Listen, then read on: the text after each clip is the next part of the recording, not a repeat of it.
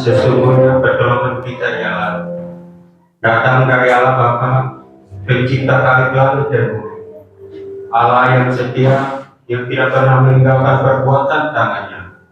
Turun ke atas kita damai sejahtera di dalam Tuhan kita Yesus Kristus, di dalam persekutuan kita dengan Roh Kudus. Amin. Pikiran kita, tangan kita, tubuh kita untuk memuliakan Tuhan. Mari kita mengenal satu pujian kemenangan terjadi di sini.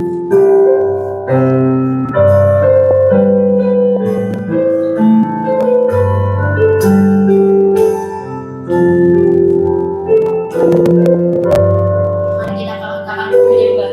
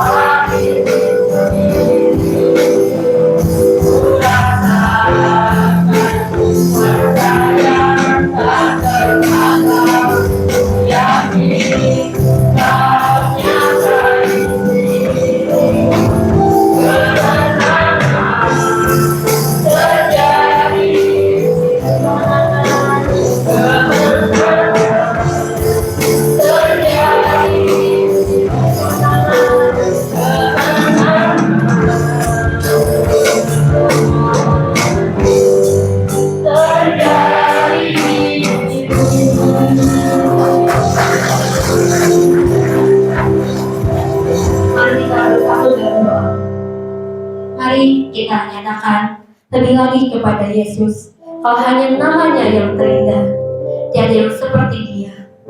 Sungguh Tuhan, di hadirat-Mu kami merasakan kedamaian. Segenap hati kita mau bersyukur karena punya Allah seperti Engkau. Engkau Bapa yang selalu mengasihi, menerima dan setia bagi setiap kita.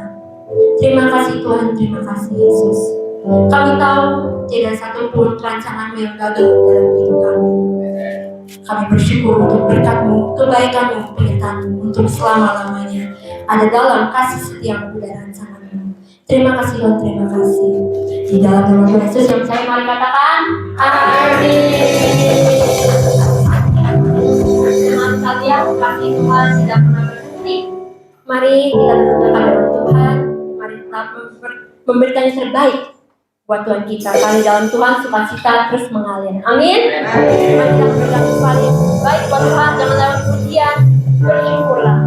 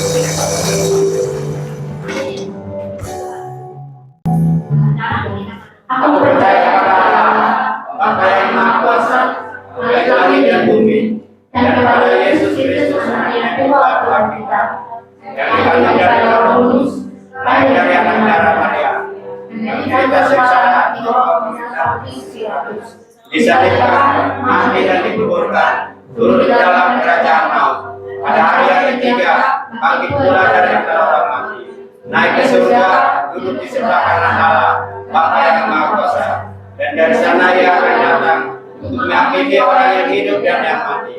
Aku percaya kepada Roh Kudus, gereja yang kudus dan am, persekutuan orang kudus, pengampunan dosa, kebangkitan dari dan hidup yang kekal. Amin. Anak-anak kamu, ada yang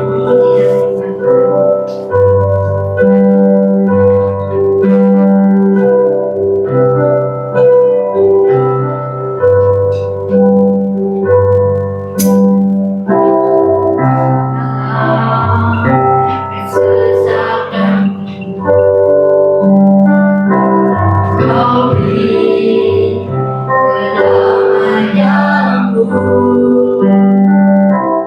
dalam keraguan semoga wajahmu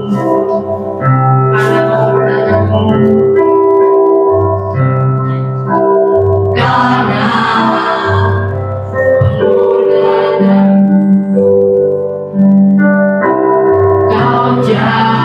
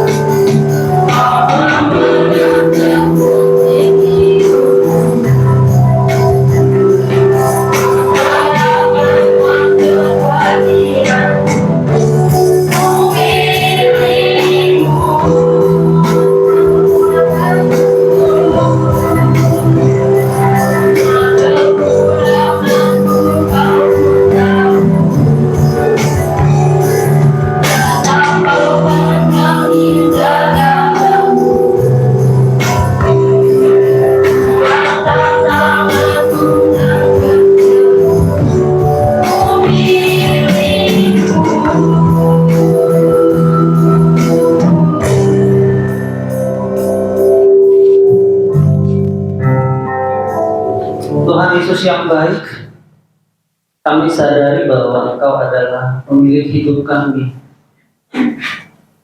Dan kami bukan siapa-siapa tanpa Engkau ya Tuhan.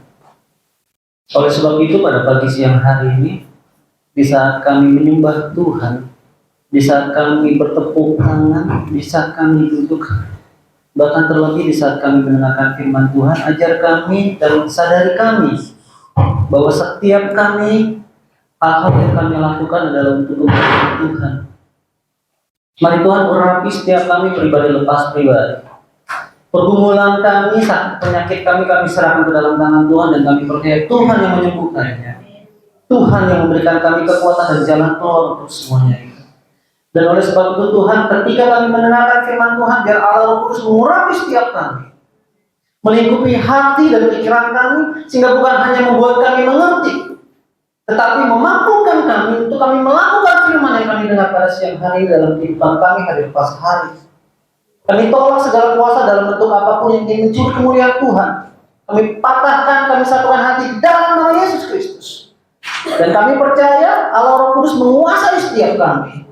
Terima kasih Tuhan, terima kasih Allah. Terpujilah nama-Mu. Di dalam nama Tuhan Yesus Kristus, kami mengucap syukur dan kami berdoa. Yang percaya sama-sama katakan amin. Haleluya. Shalom. Shalom. Selamat, masih pagi? Iya. Selamat siang ya. Selamat siang juga, selamat pagi juga ya. Apapun waktunya Tuhan sudah sediakan untuk kita beribadah pada pagi hari ini. Amin. Dan terima kasih kembali, saya diundang kembali ke sini, dan diundangnya selalu nggak ada boksunya gitu ya. Padahal saya mau kangen-kangenan. Iya. Bapak Ibu kasih dalam Tuhan. Saya diminta oleh Pendeta Paran menyampaikan firman Tuhan terkait dengan tugas seorang jemaat dan tugas seorang gembala. Dan seringkali kita mulai membatasi diri sebagai jemaat. Ya, akhirnya saya mencoba mengolah permintaan dari gembala sidang di tempat ini, yang kemudian saya coba buat tema gereja yang bertumbuh. Saya mau Bapak ini terakhir ya Bapak ini, supaya kita hidup nih. Ya, beberapa waktu yang lalu juga saya diberi kesempatan di sini, saya juga menginginkan sesuatu yang interaktif, karena interaktif itu menandakan kita hidup. Saya takutnya kalau saya ngomong sendirian di sini, ada yang amin amin gitu di belakang, gitu ya. Tentunya disenggol, ibadahnya udah selesai. Ya, Bapak Ibu terkasih dalam Tuhan, gereja yang bertumbuh. Menurut pandangan Bapak Ibu, gereja yang bertumbuh itu seperti apa sih? Ada yang ingin menyampaikan opini? Jemaatnya bertambah, sama jemaatnya bertambah. Saya ambil poin pertama. Ya? Bermaksudnya jemaat bertumbuh. Iya, gereja yang bertumbuh itu definisi Bapak Ibu apa? Iman bertumbuh. Tadi jemaat bertambah, kemudian iman bertumbuh. Ada lagi? Ya? Menjadi terang. Saya simpen jawabannya. Ayo yang banyak-banyak. Ada lagi? Memahami firman Tuhan. Memahami firman Tuhan. Ada lagi? Keempat hal ini saya kunci menjadi sebuah standarisasi yang kita sepakati bersama pada pagi siang hari ini. Ketika kita berbicara tentang gereja yang bertumbuh, artinya kita berbicara tentang tadi jemaat yang bertambah. Pertanyaannya untuk kita, gereja ini dibangun kapan nih? Ada yang ingat nggak? Majelis, mantan majelis, pengurus. Nah yang senior nih, Ibu. Tahun 82 Pak. Tahun 87-an. Oh, 82. Tahun 82 berarti sudah. Oh, sebelumnya di sana. Oh, berarti sini ini ya. Oh, berarti Ibu apa namanya jemaat mula-mula ya? Nanti kita akan bahas tentang jemaat mula-mula. Tahun 1982. Artinya begini, terlepas dari tempatnya ya. Awalnya di daerah mana, Bu? Tanah Pasir, Pak. Tanah Pasir ya. Saya perlu lihat di maps tuh Tanah Pasir sebelah mana ya. Tanah Pasir oh belakang ya. Sebelumnya tanah dekat rumah susun. Oh. Sebelumnya Tanah Pasir lalu kemudian sekarang di Wacung. Benar ya Wacung ini ya? Iya, udah berpindah-pindah. Pindah, sudah berapa kali pindah, Ibu? Udah banyak. Sudah banyak ya. Dengan alasan Ya, rumahnya kontrakan. oh kontrak-kontrakan ya. Oke. Dan ini sekarang sudah milik sendiri. Iya. Puji Tuhan. Berarti ini menjadi satu standarisasi tambahan nih. Gereja milik sendiri. Gitu ya? Iya. Gereja yang bertumbuh. Oke. Saya ulang nih ya. Gereja yang bertumbuh standarisasi dari Bapak Ibu loh, bukan dari saya ya. Adalah jemaat bertambah. Mungkin perjalanan dari GKRI Epifania mulai saat berada di Tanah Pasir kemudian berpindah dan sampai akhirnya ke Wacung.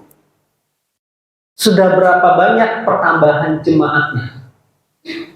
Dari tahun 1982 berarti sudah 41 tahun, betul atau tidak? 41 tahun loh.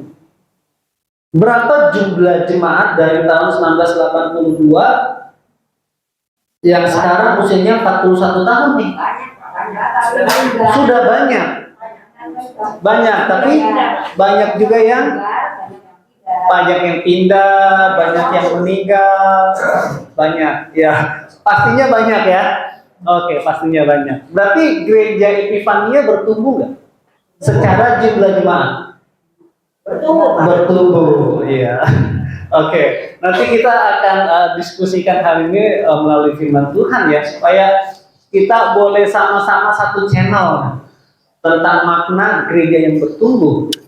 Jangan sampai nanti keluar ucapan justifikasi dari saya gitu. Nah, yang pertama jemaat bertambah dan itu sudah terjadi di GKRI Epifania. Lalu tadi yang kedua apa?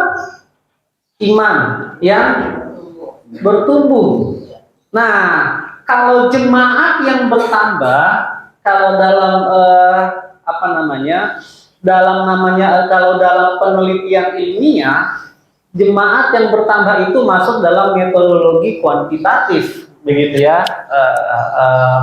Jadi apa ya, bisa diukur dengan angka, bisa diukur dengan satuan, dengan berat, gitu ya, bahasa sederhananya begitu. Nah, kalau bicara tentang standarisasi yang kedua adalah iman yang bertumbuh. Tolak ukurnya apa nih? Kita bicara tentang iman yang bertumbuh. Jadi nggak pergi kemana-mana, Pak. Nggak pergi kemana-mana, di dalam kandang saja. Oh, tetap Yesus Kristus dalam hati. Oke, tetap Yesus Kristus dalam hati. Coba kita introspeksi diri masing-masing, kita koreksi diri masing-masing. Apakah masih ada Tuhan Yesus di hati kita? Masih. Oke. Ini sifatnya abstrak ya. Kalau dalam penelitian ilmiah itu metodologinya kualitatif. Sesuatu yang hanya bisa dideskripsikan melalui narasi, melalui ucapan, melalui penjelasan, tanpa bisa dibuktikan secara validasi angka. Ya, bertumbuh iman. Dan saya yakin dan percaya mulai dari sini sampai sini imannya bertumbuh. Amin. Oke, ya. Saya belum masuk firman loh. Ini saya baru preambelnya, baru pembuka nih. Tadi yang ketiga apa? Menjadi terang. Konteks atau definisi menjadi terang itu apa? Garam dunia menontonkan yang baik. Seperti garam dunia mencontohkan yang baik-baik. Oke, saya kunci jawabannya. Menjadi terang, menjadi garam, mencontohkan yang baik-baik. Itu korelasinya ya. Lalu kemudian Dengan kata lain, saya ambil satu kata menjadi teladan. Nah, kembali kepada diri kita masing-masing, Bapak Ibu. Sudahkah kita menjadi teladan? Nggak usah jauh-jauh untuk keluarga kita. Sudah berusaha dan Sudah berusaha. Ya, oke. Adakah ini ada anak-anak remaja juga toh? Adakah kita di rumah itu kalau nyapu aja harus disuruh mama? Banyak. Berarti sudah menjadi teladan belum? Belum. Apalagi contohnya ya? Adakah ini untuk orang tua nih misalnya, untuk orang tua? Adakah orang tua memberikan contoh yang baik kepada anaknya, misalnya apa ya? Ada opini nggak ya? Misalnya jangan merokok deh, jangan merokok. Tapi orang tuanya merokok. Ada nggak? Ada banyak. Aduh saya, ya ada dan banyak. Oke. Saya nggak mau suruh angkat tangan kok, enggak ya. Lalu kemudian tadi menjadi terang. Yang keempat tadi apa? Memahami firman Tuhan. Memahami firman Tuhan. Ini berat nih. Topiknya ini berat nih, memahami firman Tuhan. Sudahkah saya dan kita semua Dari firman Tuhan. sumbernya dari firman Tuhan? Iya, memahami firman Tuhan ya. Kata memahami adalah mengerti. Ya, sinonimnya kan begitu. Memahami, mengerti. Saya dengan Pak Apris ya. Saya memahami Pak Apris, karakternya Pak Apris. Jadi kalau Pak Apris sudah diam, wah, tandanya Pak Apris lagi marah nih. Saya nggak berani nih deket-deket Pak Apris. Atau paling tidak, saya jangan singgung dulu deh. Saya jangan ajak bicara dulu deh. Karena saya memahami karakter Pak Apris misalnya. Katanya dia diem-diem lapar.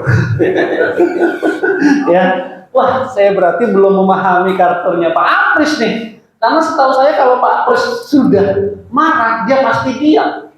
Tetapi ternyata dia diam belum tentu marah. Nahan lapar begitu ya.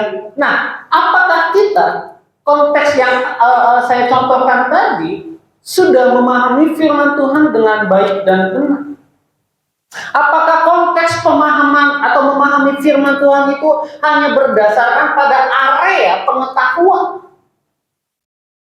Kalau kita menceritakan tentang Tuhan Yesus mulai dari Yusuf dan Maria sampai lahirnya Tuhan Yesus, lalu kemudian kehidupannya Tuhan Yesus, bahkan sampai matinya Tuhan Yesus, kita hafal. Tetapi konteks di dalam memahami tidak hanya berbicara tentang pengetahuan tentang apa dan siapa itu Tuhan Yesus. Lalu kemudian tadi yang kelima apa? Gereja milik sendiri. Nah, ini sangat kontras Bapak Ibu, ya sangat kontras. Ketika kita berbicara tentang yang pertama, bertambah jemaat. Ya, jemaatnya bertambah. Lalu kemudian di sini gedung milik sendiri. Ya, kalau dalam SKB 2 Menteri memang masih diperdebatkan soal itu mengenai gedung gereja. Karena gedung gereja ada yang di mall kan. Kemarin saya merayakan ulang tahun anak saya ke-20 dan kami makan di Mall of Indonesia. Dan ketika saya jalan mau ke toilet, saya lihat tuh ada apa namanya? Ada informasi yang ada di dalam di tembok itu ditempel. Hadiri ibadah, saya nggak sebut gerejanya. Pertanyaan saya, gereja itu yang ada di dalam mall itu milik sendiri atau bukan? Bukan. Tapi jemaatnya banyak gak? Banyak. Kontras gak dari pemahaman yang pertama sama pemahaman yang kedua? Sangat bertolak belakang. Nah, ketika kita berbicara tentang gereja yang bertumbuh, ternyata, perhatikan baik, ternyata masing-masing kita punya pendapat, masing-masing kita punya opini. Ketika gembala sidang bilang, gereja kita kayaknya kurang bertumbuh ya, dengan pemahaman yang kita punya loh, Bokso, gereja gereja kita nggak bertumbuh itu atas dasar apa? Penilaiannya apa? Lalu kemudian boksu tanya nih, pendeta Paran tanya, emang menurutmu gereja kita bertumbuh? Iya. Kenapa kamu bilang gereja kita bertumbuh? Loh, buktinya kita udah punya gedung sendiri. Loh, buktinya iman saya bertambah. Loh, buktinya saya tetap setia di GKRI Epifania di tempat ini. Saya nggak pernah pindah-pindah. Loh, buktinya. Lalu kemudian paparan juga menyampaikan, ini saya punya buktinya, ini saya punya buktinya. Debat kusir kan? Debat kusir Bapak Ibu. Nah, gereja yang bertumbuh, kita mau lihat di sini bahwa saya mau coba kita menyatukan frekuensi tentang definisi daripada bertumbuh. Ini saya nggak ambil dari sumber manapun, karena sumber ini diyakini mutlak kebenarannya. Bertumbuh. Jadi kata ber itu artinya memiliki. Beristri, berarti saya memiliki istri. Beruang, saya memiliki uang.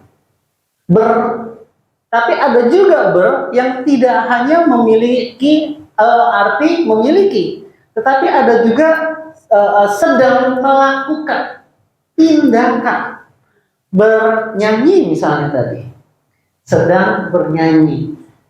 Bersolek, sedang dandan. Ya, nah, menurut KBBI, Kamus Besar Bahasa Indonesia, yang pertama, tumbuh adalah timbul atau hidup. Ya, nanti saya akan jelaskan. Kemudian yang kedua adalah bertambah besar atau sempurna. Lalu kemudian yang ketiga, sedang berkembang. Bertumbuh artinya sedang mengalami perubahan. Nah, berbicara tentang bertumbuh, akhirnya kita berbicara tentang sebuah perkembangan yang masih terus progresif.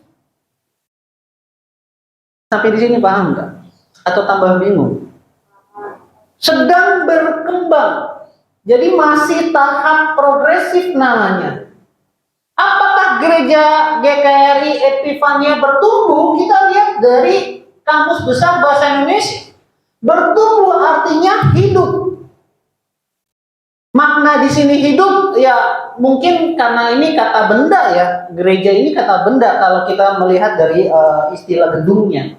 Tetapi kalau kita mengartikan gereja dari kata eklesia, yaitu orang-orang yang dipanggil keluar, itu kata sifat. Tetapi ketika kita bicara tentang kata hidup, tadi saya setuju bahwa kita sudah memiliki gereja ini dengan milik sendiri.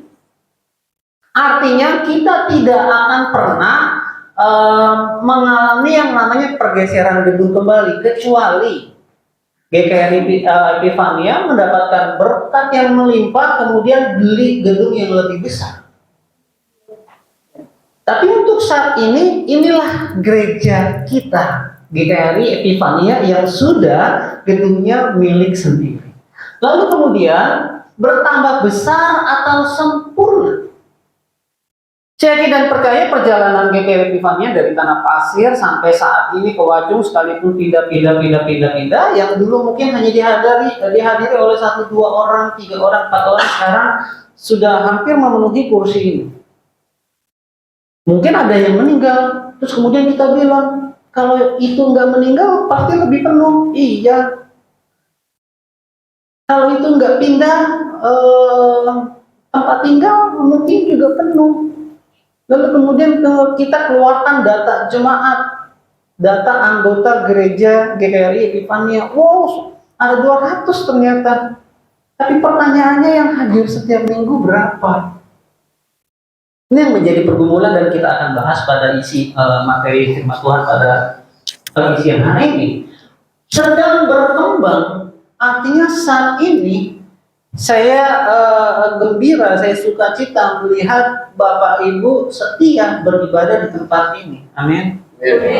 Sekalipun tantangan, rintangan untuk datang ke gereja itu berat. Setuju? Kami punya pemain drum. Kalau dia mau datang ke gereja itu berat. Karena orang tuanya masih belum percaya. Sementara anaknya sudah pelayanan di gereja. pergumulan yang berat. Dia sampaikan kalau saya datang ke gereja itu pergumulan yang berat buat saya. Kenapa? Kalau saya datang ke gereja, mama papa pasti nggak suka. Ini kita akan bahas kalau saya diundang lagi. Trik lah ya. Ya baik Bapak Ibu. Nah, bersifat kuantitatif dapat diukur dengan satuan dan berat serta angka. Ini tadi kita sudah sampaikan bahwa ketika kita bicara tentang bertumbuh, artinya kita bicara tentang metodologi kuantitatif yang artinya dapat diukur menurut volume, satuan, berat, tinggi dan sebagainya. Nah, Bapak Ibu terkasih dalam Tuhan, ternyata pertumbuhan itu relatif. Yang pertama adalah pertumbuhan yang tidak berhubungan dengan satuan dan berat atau angka. Satu, bertumbuh dalam kasih karunia. Lalu kemudian kedua, bertumbuh dalam pengenalan akan Tuhan Yesus. Lalu kemudian yang ketiga, bertumbuh dalam iman sehingga mampu tunduk pada kehendak Allah. Mengapa tadi di awal saya tanya kepada Bapak Ibu definisi tentang gereja yang bertumbuh? Ternyata kalau tadi saya sampaikan menurut Kamus Besar Bahasa Indonesia itu tertulis di sana bahwa bertumbuh artinya hidup atau timbul, lalu kemudian sedang berkembang, yang dapat diukur secara volume, secara satuan, secara berat, secara tinggi dan sebagainya. Dan akhirnya itu berbicara tentang kuantitatif. Tapi kalau kita lihat di sini pertumbuhan itu relatif. Dan ini berbicara tentang sesuatu yang kualitatif maknanya yang tidak dapat dijelaskan secara kasat mata, yang tidak nampak pertumbuhan itu secara apa yang bisa kita lihat. Dan saya setuju dari jawaban kelima jawaban dari Bapak Ibu bahwa di dalam kelima jawaban itu tadi ada yang kuantitatif, ada yang kualitatif. Misalnya menjadi terang. Apakah selama ini kita sudah menjadi terang untuk keluarga kita? Apakah kita sudah menjadi terang untuk teman-teman gereja kita? Yang tahu siapa? Saya dan Tuhan. Saya misalnya berdiri di tempat ini. Apakah memang saya lebih suci dari Bapak Ibu? Sampai sini paham ya? Artinya pertumbuhan iman, bertumbuh secara kasih karunia, itu yang disadari adalah diri kita sendiri. Yang bisa mengoreksi adalah diri kita sendiri. Mungkin saja, perhatikan baik, mungkin saja orang-orang di dekat kita merasakan yang namanya bertumbuh dalam kasih karunia. Oh, ternyata Pak Apris bertumbuh dalam kasih karunia. Saya rasakan itu. Adanya perubahan yang terjadi dalam diri Pak Apris. Dulu Pak Apris suka marah-marah. Sekarang suka ramah-ramah. Itu mungkin saja bisa dirasakan oleh orang-orang terdekat. Bertumbuh dalam pengenalan akan Tuhan Yesus. Tadi kita bicara tentang pertumbuhan iman, bukan? Bertumbuh dalam pengenalan akan Tuhan Yesus. Oh, dulu Pak Apris nggak pernah baca Alkitab. Tapi sekarang saya tahu Pak Apris tiap hari baca Alkitab.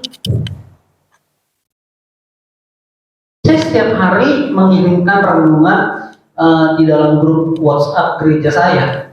Dan menjadi sebuah tantangan buat saya mengajak jemaat-jemaat yang ada di dalam grup itu untuk membaca firman Tuhan, yang kemudian saya rangkai dari firman Tuhan yang saya share itu dengan renungan yang ada di bawahnya. Dan setiap hari saya lakukan supaya jemaat baca Alkitab. Karena terkadang jemaat kalau tidak distimulasi seperti itu, kalau tidak dirangsang, tidak dipaksa seperti itu, jemaat malas tuh. Kadang-kadang dapat WhatsApp dari grup gereja itu harus baca. Terus nggak taunya ketinggalan informasi.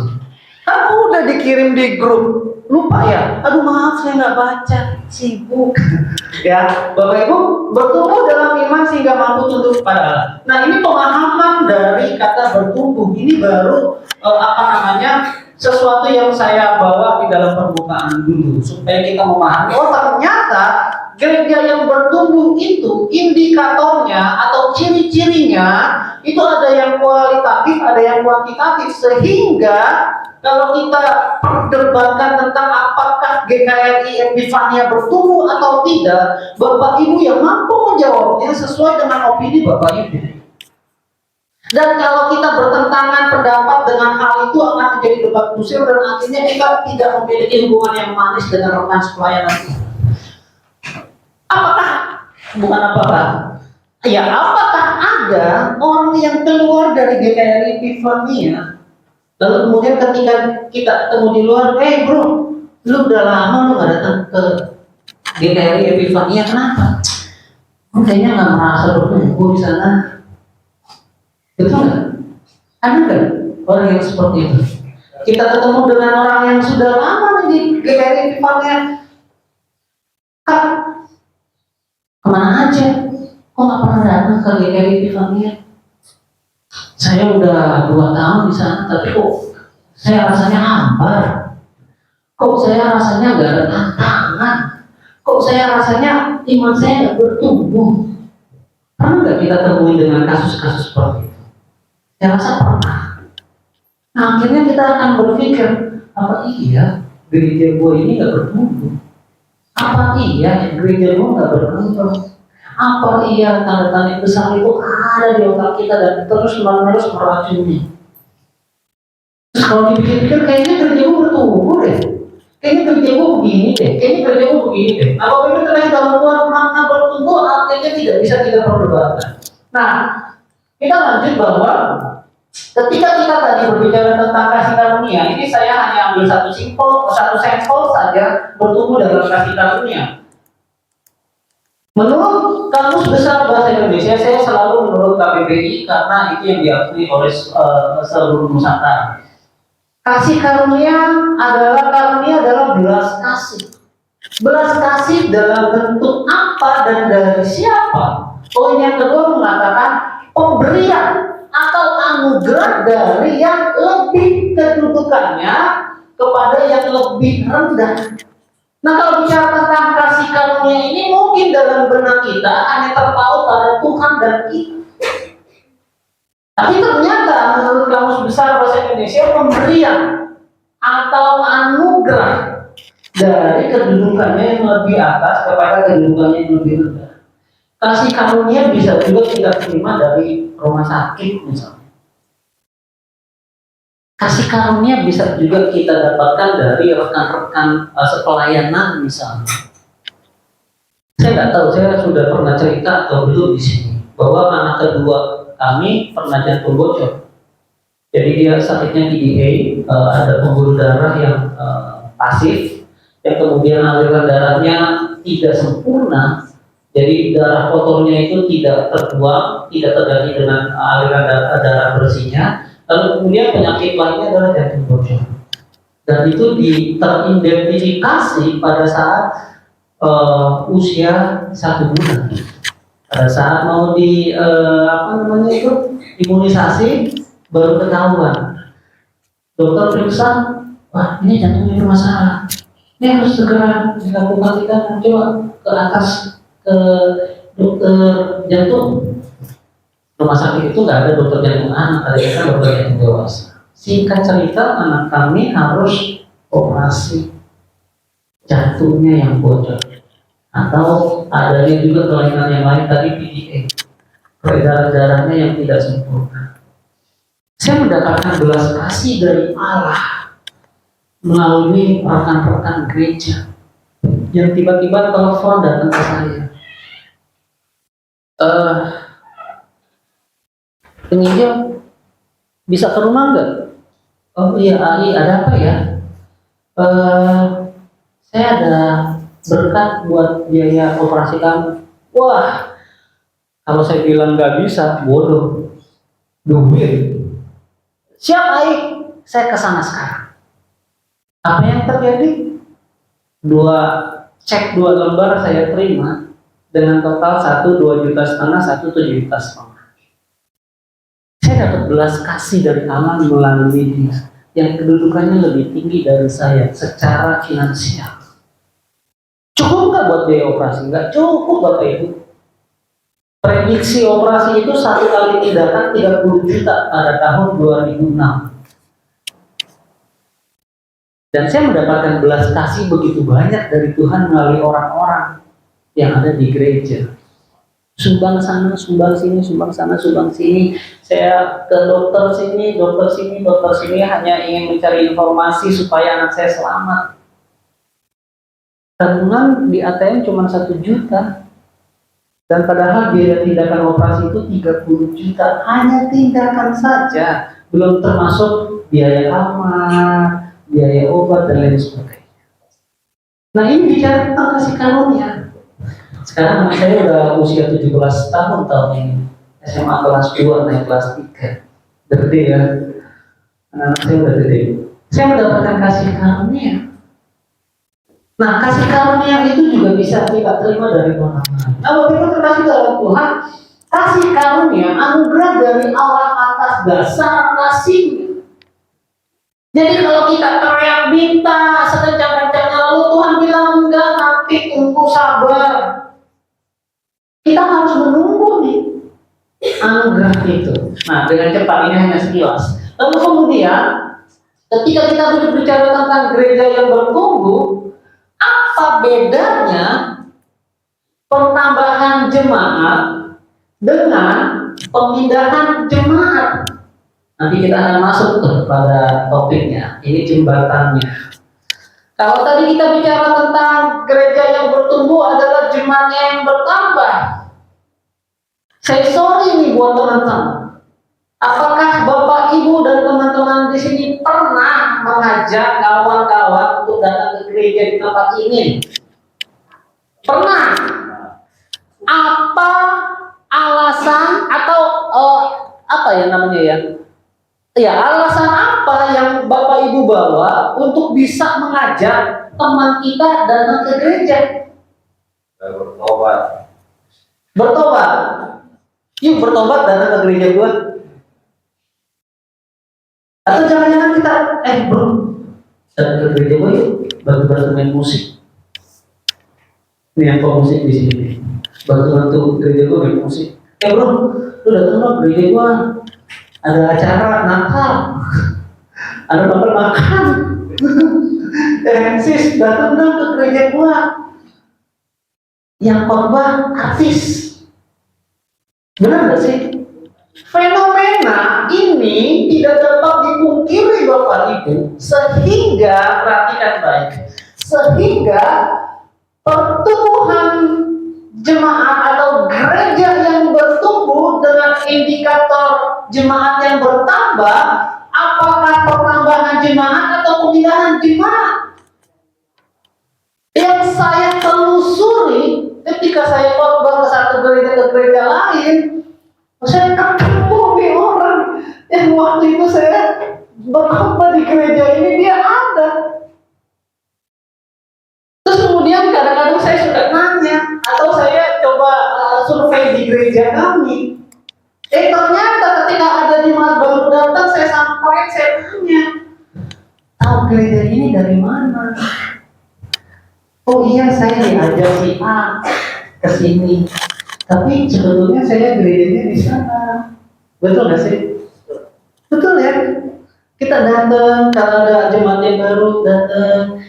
Kawan, siapa namanya? Tahu gereja GKRI Wacung ini dari mana? Kebetulan saya lagi main ke rumah saudara, maaf. Jadi saya datang ke sini. Artinya adalah rata-rata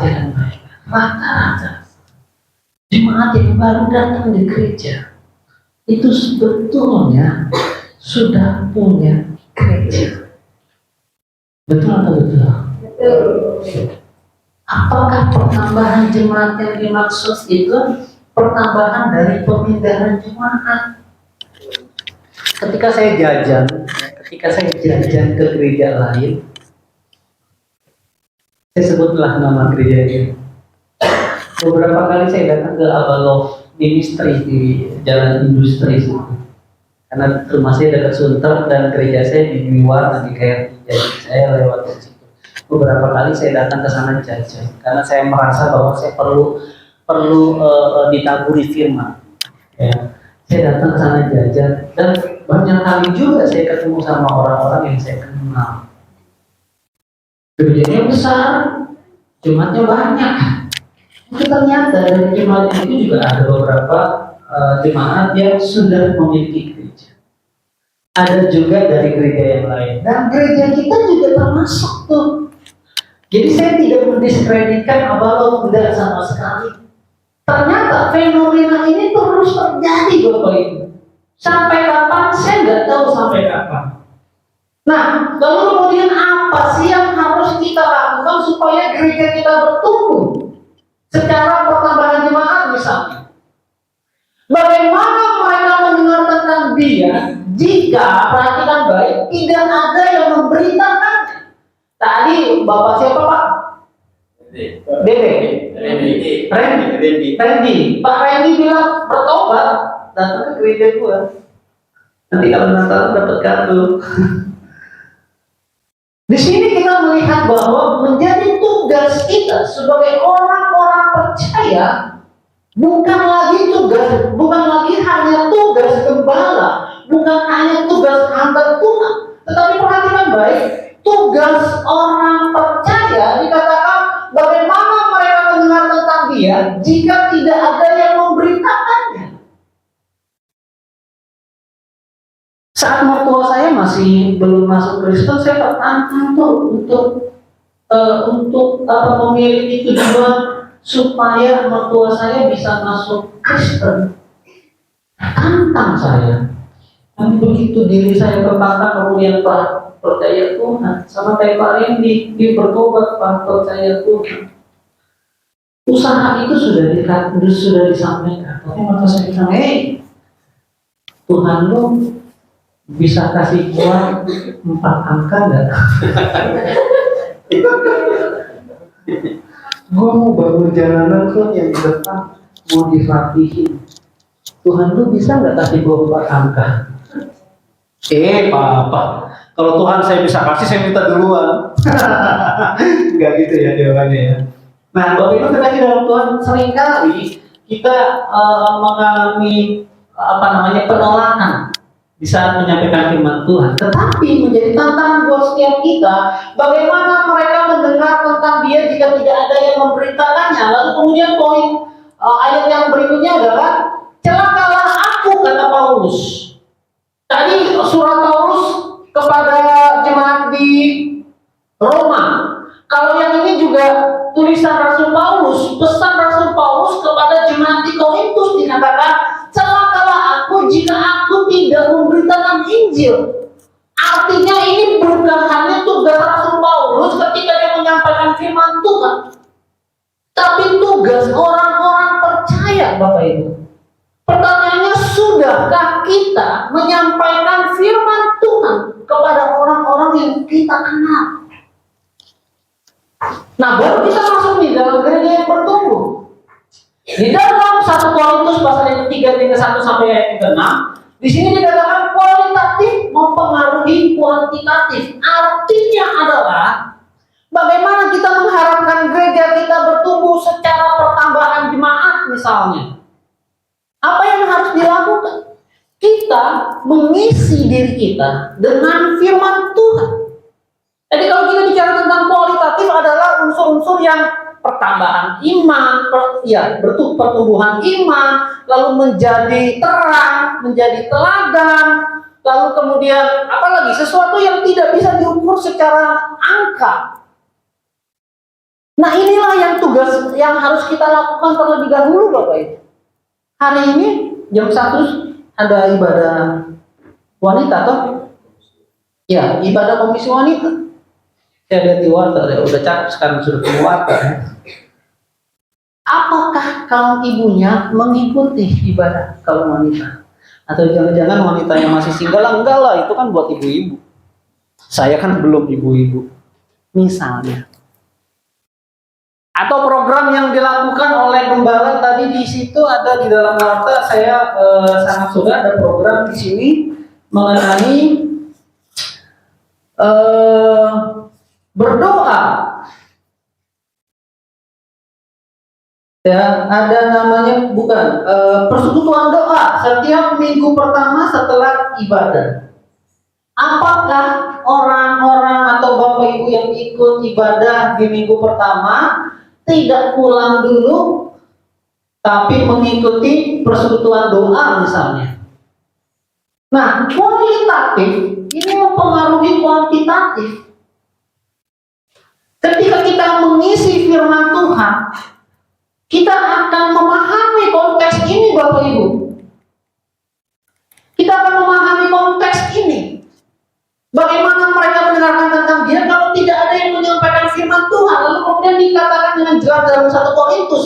Tulisan Rasul Paulus berkata, celakalah aku jika aku tidak memberitakan Injil. Rasul Paulus menyadari diri bahwa ia akan mendapat celaka kalau ia tidak memberitakan Injil, karena dia percaya bahwa itu tugasnya dia, tanggung jawabnya dia. Nah, biarlah perasaan itu juga kita miliki, Bapak Ibu. Ketika kita memahami bahwa celakalah aku jika tidak memberitakan Injil. Lalu kemudian mungkin di pojokan-pojokan duduk di belakang bertanya, bagaimana saya bisa menyampaikan firman Tuhan? Saya kan nggak kuliah teologi. Biarlah itu tugas para hamba Tuhan. Saya kan tidak memahami isi firman Tuhan. Biarlah itu tugas orang-orang yang mempelajari firman Tuhan. Gembala sidang, majelis misalnya. Enggak hanya itu, Bapak Ibu. Ini tugas semua orang. Nah, Bapak Ibu terkasih dalam Tuhan, kalau di dalam 1 Korintus pasal yang ketiga ini ke-1 sampai ayat ke-6, saya bacakan untuk kita semua. Kalau waktu saya habis, mohon dikasih tahu ya. Ya? Unlimited. Ya 2 jam lagi dong selesai. Iya. 1 Korintus saya bacakan untuk kita semua. 1 Korintus pasal yang ketiga ayat yang ke-1 sampai ayat ke-6. Ini sebetulnya jeritan hati dari Rasul Paulus kepada jemaat-jemaat di Korintus. Dan biar jeritan ini juga mewakili jeritan hati gembala pada GKRI Epifania. Dikatakan begini, perselisihan judul perikopnya. Dan aku, saudara-saudara, pada waktu itu tidak dapat berbicara dengan kamu seperti dengan manusia rohani, tetapi hanya dengan manusia duniawi yang belum dewasa dalam Kristus. Susulah yang kuberikan kepadamu bukanlah makanan keras. Perhatikan baik, sebab kamu belum dapat menerimanya dan sekarang pun kamu belum dapat menerimanya. Ayat yang ketiga, karena kamu masih manusia duniawi. Sebab jika di antara kamu ada iri hati dan perselisihan, bukankah hal itu menunjukkan bahwa kamu manusia duniawi dan bahwa kamu hidup secara manusiawi? Ayat yang keempat, karena jika yang seorang berkata, aku dari golongan Paulus, dan yang lain berkata, aku dari golongan Apolos, bukankah hal itu menunjukkan bahwa kamu manusia duniawi yang bukan rohani?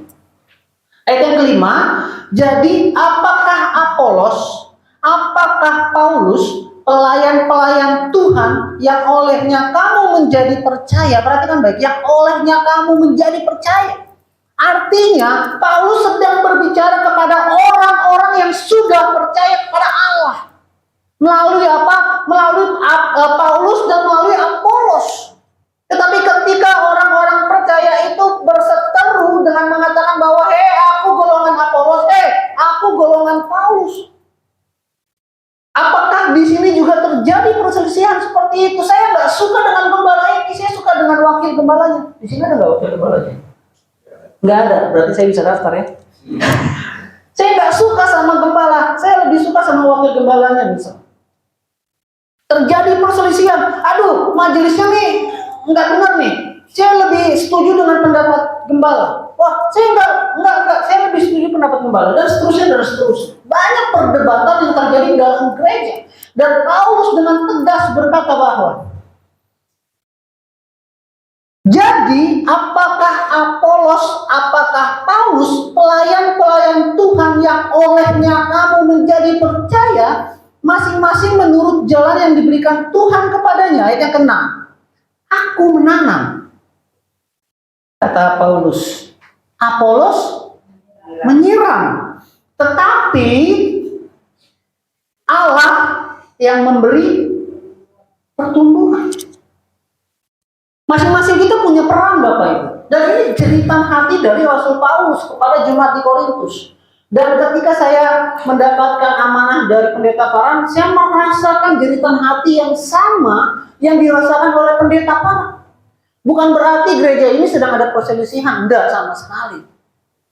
Tetapi di sini artinya kalau kita runut dari ayat yang pertama, ayat yang kedua, khususnya susulah yang aku berikan. Karena kamu belum dewasa secara rohani. Nah, Bapak Ibu yang terkasih dalam Tuhan, berat buat seorang gembala untuk meyakinkan jemaat bahwa ketika kita berbicara tentang gereja yang bertumbuh adalah bukan hanya peran dari gembala sidang, tetapi peran dari seluruh anggota jemaat. Saya ingin dan percaya Bapak Ibu yang terkasih dalam Tuhan di tempat ini mengingini gereja di tempat ini bertumbuh. Amin. Mengingini setiap ibadah ini sampai luber keluar misalnya. Ini pergumulan setiap gereja Bapak Ibu.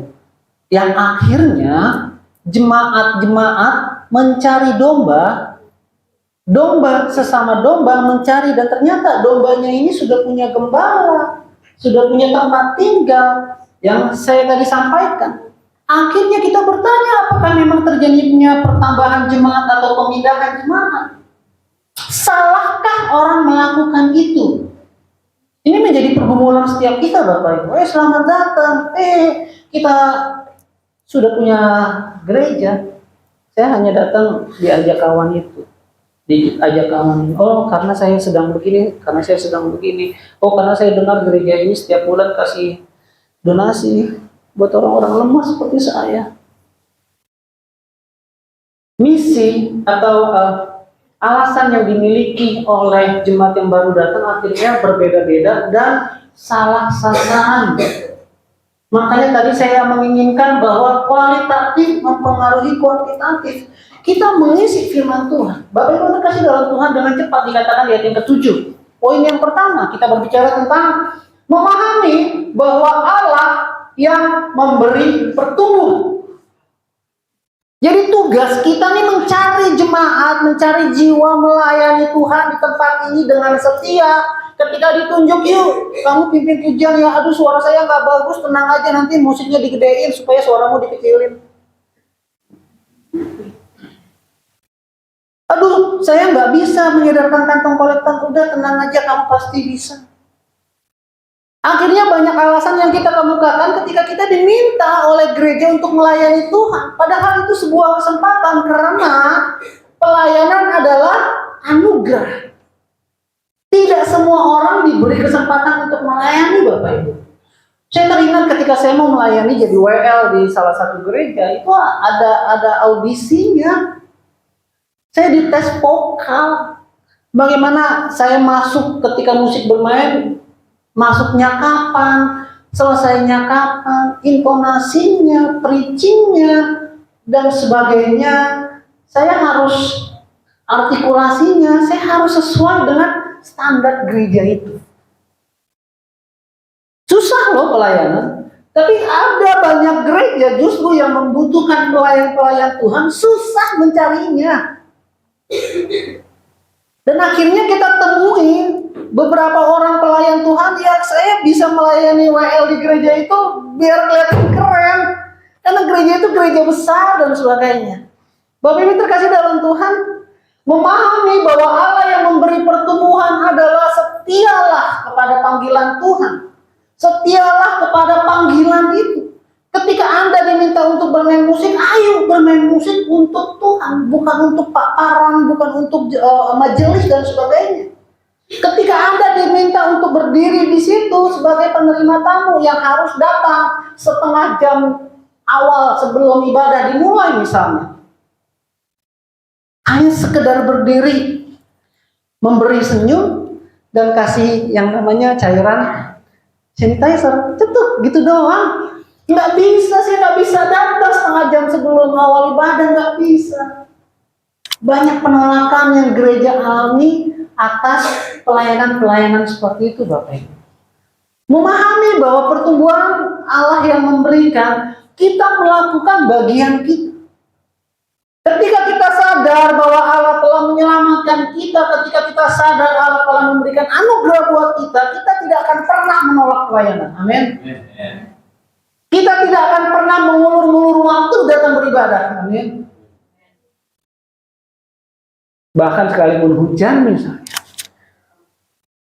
aku harus datang beribadah. Karena kalau tidak datang beribadah, jiwaku kosong. Ini yang Tuhan mau, Bapak Ibu. Kita menumbuhkan kualitatifnya itu. Pemahaman tentang Allah, pengenalan tentang Allah, menyadari bahwa Allah adalah sumber keselamatan, menyadari bahwa kita hidup hari ini oleh karena kemurahan Tuhan. Sadari itu terlebih dahulu. Ketika kita mengisi firman Tuhan, ketika kita menyadari bahwa semuanya adalah anugerah, kita pasti akan mau melakukan apapun untuk Tuhan di dalam pelayanan yang sudah Tuhan sediakan di tempat ini. Poin yang kedua dengan kita,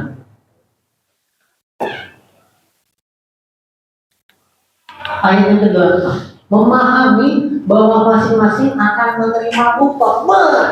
Kalau dengar kayak gini asik nih. Tapi perhatikan baik Bapak Ibu, upah yang bagaimana? Tentu Bapak Ibu ingat cerita tentang perumpamaan tentang talenta. 1 talenta, 2 talenta, dan 5 talenta. Bukan 1, 2, 3 nanti lari. Ya, 1, 2, 5. 1 talenta, 2 talenta, 5 talenta. Bagaimana ketika seseorang diberikan talenta lalu kemudian mengupayakan itu, dan akhirnya apa? Tuhan memberikan upahnya berlipat ganda talenta yang dimilikinya. Betul? Upah bukan berbicara hanya tentang materi, Bapak. Saya banyak mengalami mujizat di dalam hidup saya. Bukan saya ingin membanggakan bahwa saya setia, tidak sama sekali. Tapi saya mau juga Bapak Ibu. Saya waktu tahun 2019, saya terserang penyakit TB paru. Saya udah pernah cerita belum? Kok ceritanya tentang penyakit mulu nih Bapak ini? Tadi anaknya yang sakit, sekarang bapaknya yang sakit. Iya, sakit. Istri saya juga terserang sakit. Hipertiroid. Puji Tuhan sembuh Bapak Ibu. Saya TB paru. 2 minggu setelah divonis TB paru, itu antara hidup dan mati itu tipis perbatasannya. Saya nggak bisa tidur dan sebagainya. Hati-hati dengan TB paru. Hati-hati juga dengan hipertiroid. Dan puji Tuhan saya sembuh. Dikatakan sembuh berbekas.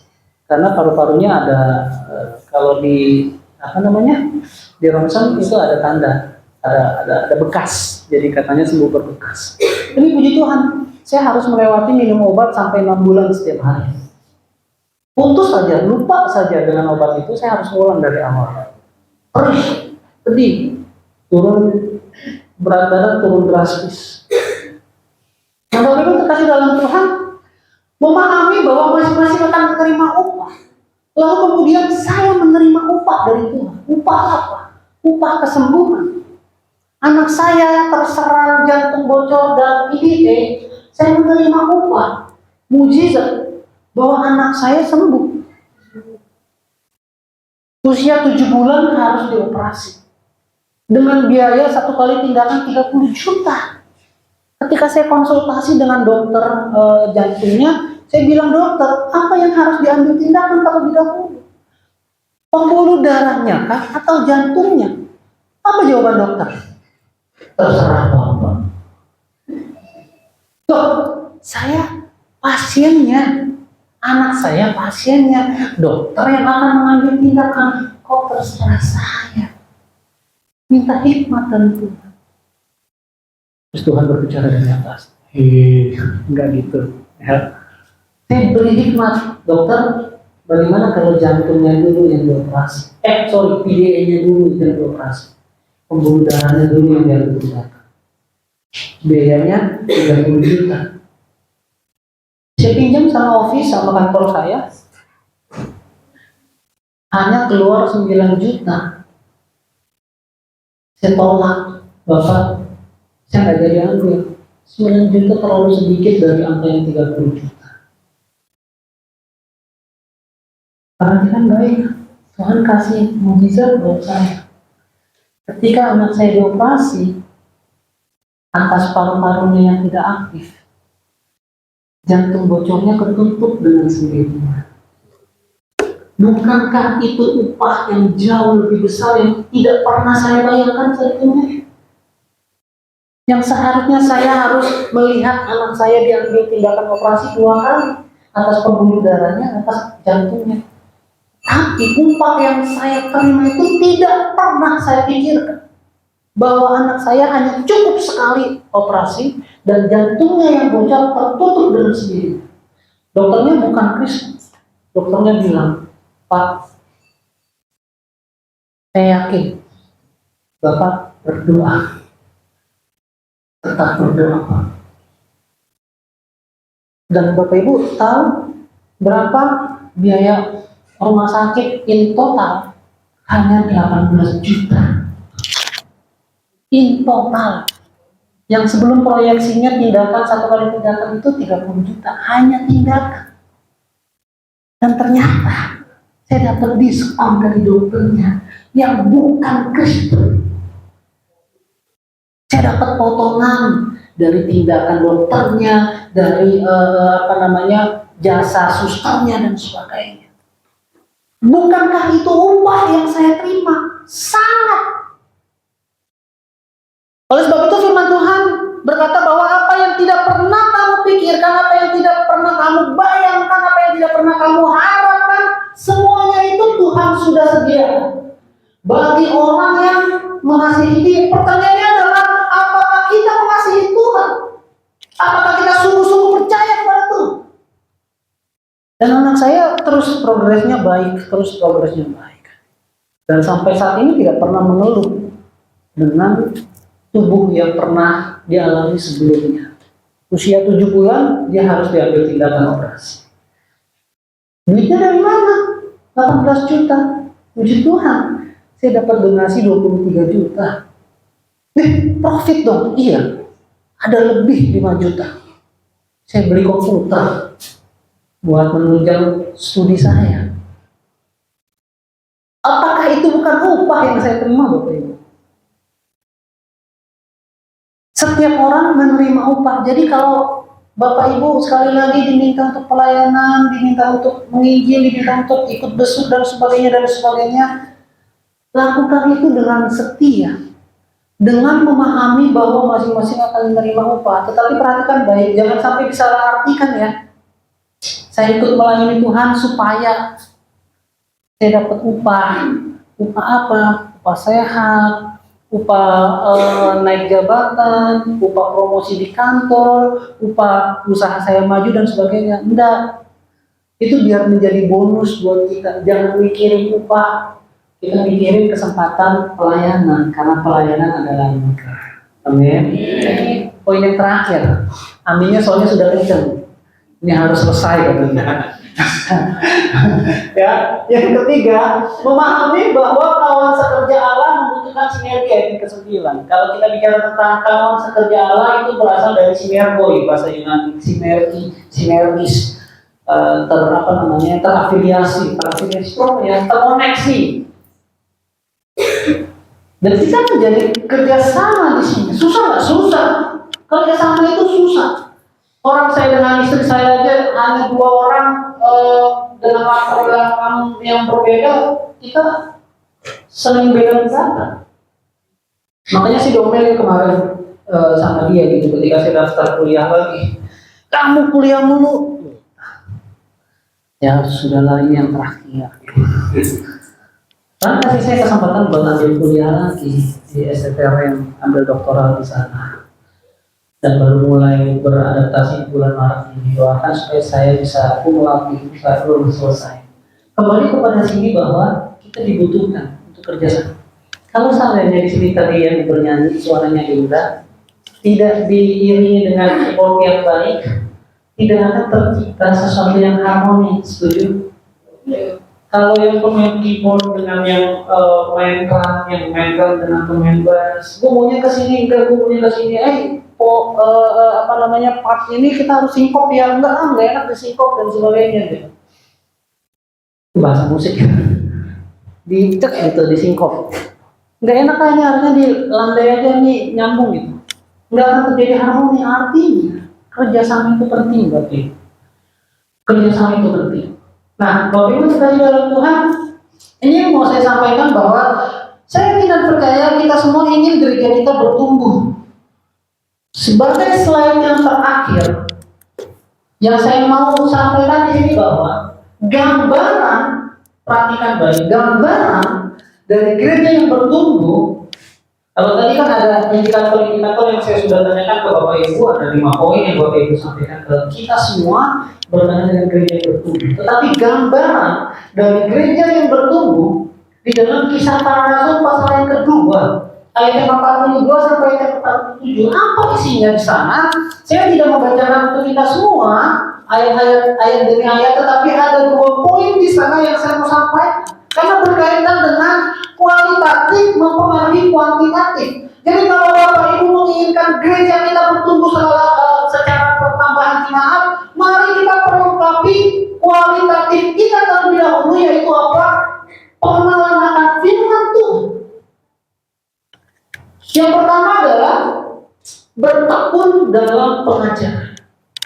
Saya tidak percaya Gembala Sidang di tempat ini bukan orang yang ecek-ecek. Beliau kan penulis, beliau guru. Itu dua profesi itu aja sudah menandakan bahwa beliau pintar. Guru, nggak semua orang jadi guru kan? Orang pintar banyak, tapi nggak semua orang pintar bisa jadi guru, betul? Karena guru itu butuh kasih karunia Tuhan di dalam mengajar. Kedua, penulis. Semua orang suka menulis, betul? Tetapi tidak semua orang bisa menjadi penulis. Karena penulis itu butuh anugerah. Artinya, Gembala Sidang di tempat ini dari 2 profesi ini aja sudah menandakan bahwa dia pintar. Betul? Atau ragu-ragu? Enggak lah, kayaknya Gembala Sidang gue pintar-pintar. Ya, penulis dan guru itu profesi itu sudah menandakan bahwa Gembala Sidang kalian pintar.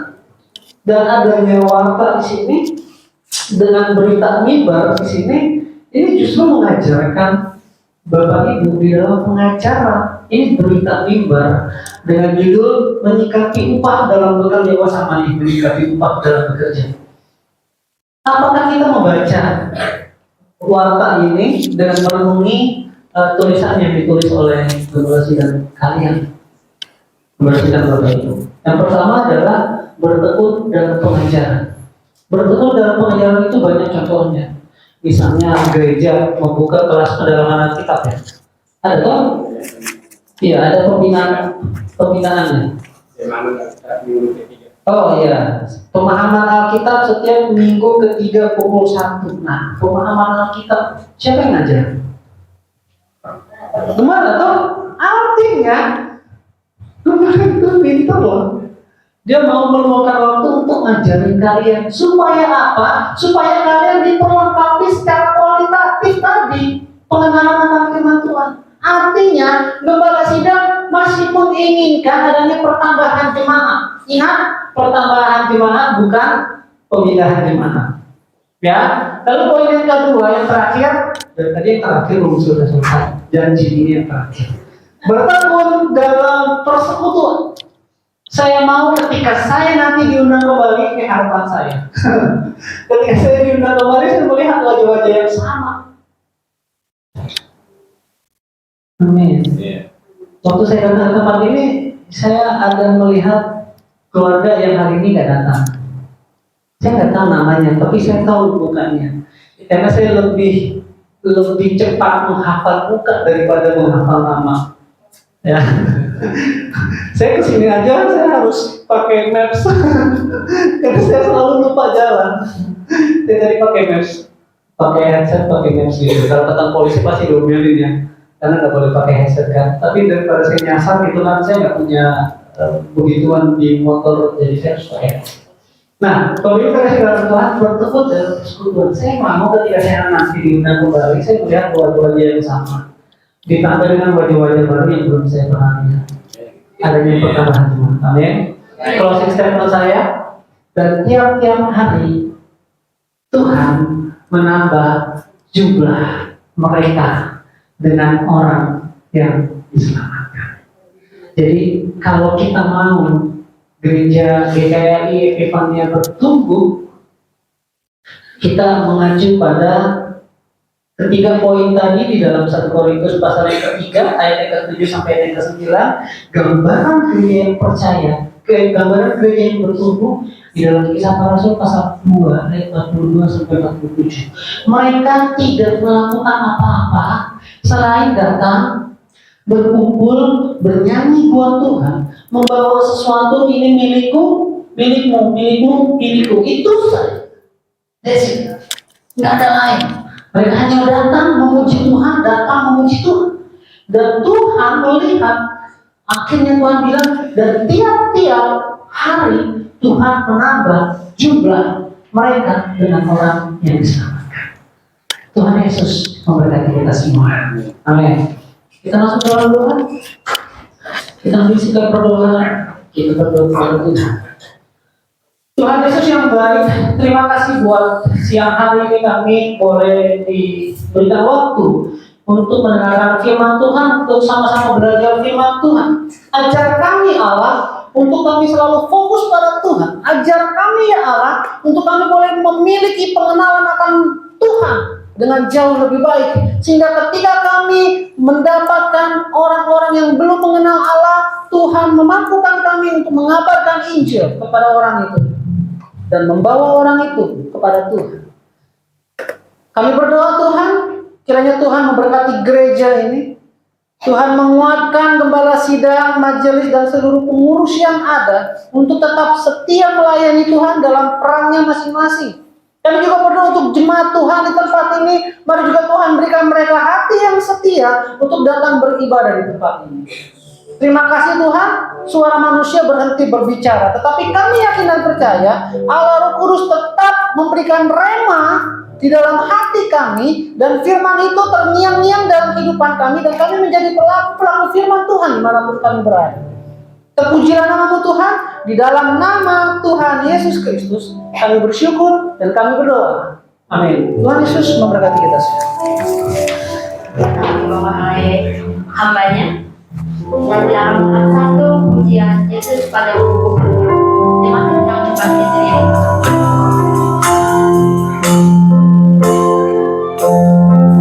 Mari tangkap anak-anak Tuhan.